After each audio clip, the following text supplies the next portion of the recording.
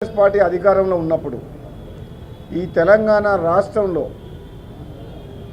తెలంగాణ ఇచ్చిన కాంగ్రెస్ పార్టీ కాపాడుకుంటేందుకు కార్యకర్తలు పోరాటం చేసి ఎన్ని కేసులు పెట్టించినా ఎంత చేసినా 10 ఏళ్ల పాటు పోరాటం చేసి కాంగ్రెస్ పార్టీని అధికారంలోకి తీసుకొచ్చింది. అధికారంలోకి వచ్చే క్రమంలో మొన్న ఎన్నికల్లో కొన్ని నియోజకవర్గాల్లో కాంగ్రెస్ పార్టీకి సంబంధం లేని వ్యక్తులైనా సరే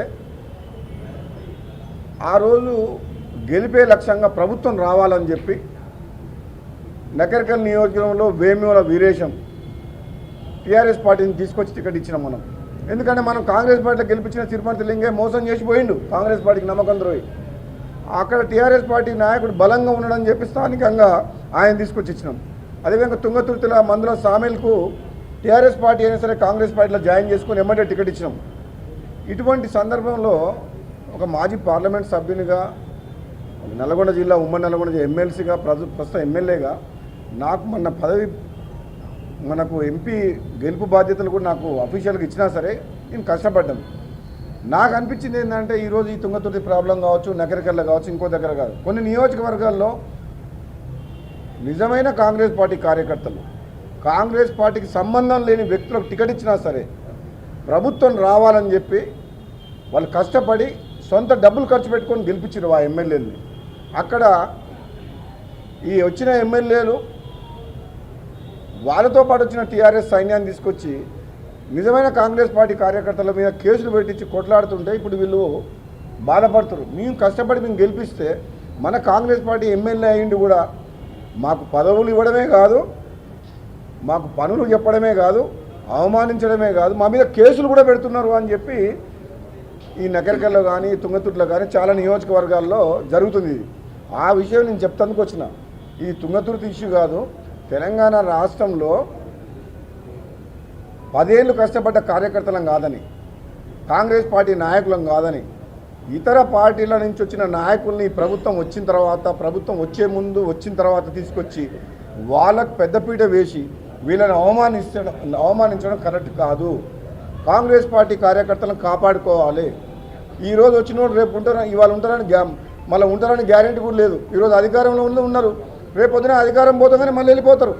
కానీ కాంగ్రెస్ పార్టీని నమ్ముకొని ఉన్నోళ్ళు పుట్టినప్పటి నుంచి కాంగ్రెస్ రక్తం వాడు సచ్చిందాక కాంగ్రెస్లో ఉంటాడు. రాహుల్ గాంధీ కోసం, కాంగ్రెస్ పార్టీ కోసం వాళ్ళ జీవితం మొత్తం బతుకుతారు. అటువంటి వ్యక్తులను కాపాడుకునే బాధ్యత జగ్గారెడ్డి గారు లాంటి మా వ్యక్తి సీనియర్ నాయకుడిని తుంగతుర్తి కమిటీకి వేసిండు.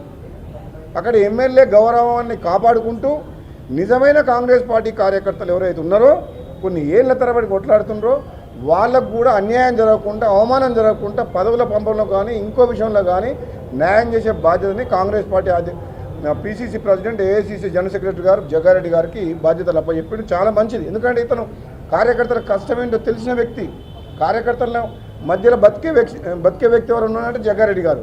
అటువంటి వ్యక్తి కాంగ్రెస్ పార్టీ కార్యకర్తలకు కూడా తుంగతుర్తి నియోజకవర్గంలో న్యాయం చేయాలని చెప్పి నేను వాళ్ళకు చెప్పిన. నేను ఈ పదవి ఇవ్వాలి, ఈ మండల కాంగ్రెస్ని ఎవరిని ఏం చెప్పలేదు, నేను రికమెండ్ చేయలేదు. మీరు మనకు ఎమ్మెల్యేలు అవసరమే, గవర్నమెంట్ ఉన్నది, మనం ఎమ్మెల్యేని టికెట్లు ఇచ్చి గెలిపించుకున్నాం, వాళ్ళ గౌరవాన్ని కాపాడుకోవాలి. కానీ at the same time Congress party కార్యకర్తలను కూడా కాపాడుకోవాలి.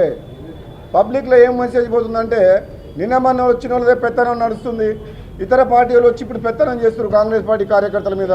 నిజమైన కాంగ్రెస్ పార్టీ నాయకులు, కార్యకర్తలు ఇప్పుడు అవమానాల పాలవుతున్నారు, వాళ్ళకు న్యాయం జరగలేదు మన ప్రభుత్వం ఉండి కూడా అనే ఒక ప్రచారం విస్తృతంగా జరుగుతున్నది.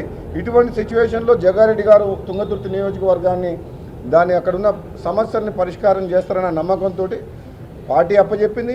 నేను ఆయన నిర్ణయానికి ఆయన ఇన్వాల్వ్మెంట్ ఉండి కొంచెం దగ్గరికి వెళ్ళి చూసి జాగ్రత్తగా దీన్ని డీల్ చేసి తుంగతుర్తితో పాటు ఎల్బీనగర్ కూడా తనకు బాధ్యతలు అప్పచెప్పించడం.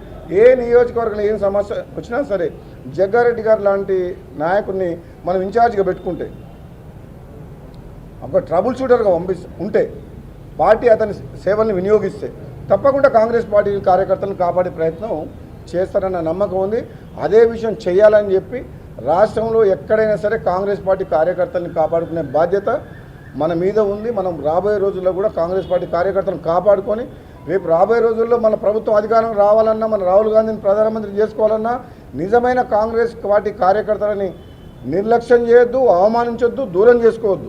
వాళ్ళని కాపాడుకోవాల్సిన బాధ్యత మన పార్టీ నాయకుల మీద ఉంది, కాంగ్రెస్ అధిష్టానం మీద ఉంది, మాలాంటి నాయకుల మీద ఉంది అని చెప్పి ఒక చర్చ చేసుకున్నాం. చాలా మంచి చర్చ అయింది. డెఫినెట్గా కాంగ్రెస్ పార్టీ కార్యకర్తలందరూ కూడా నేను ధైర్యం చెప్తున్నా, మీరు భయపడకండి, మీరు ఎమ్మెల్యేలను గెలిపించుకున్నారు, మీ మంచి తోటి చూసుకునే బాధ్యత మాది అని చెప్పి తెలియజేస్తున్నాను.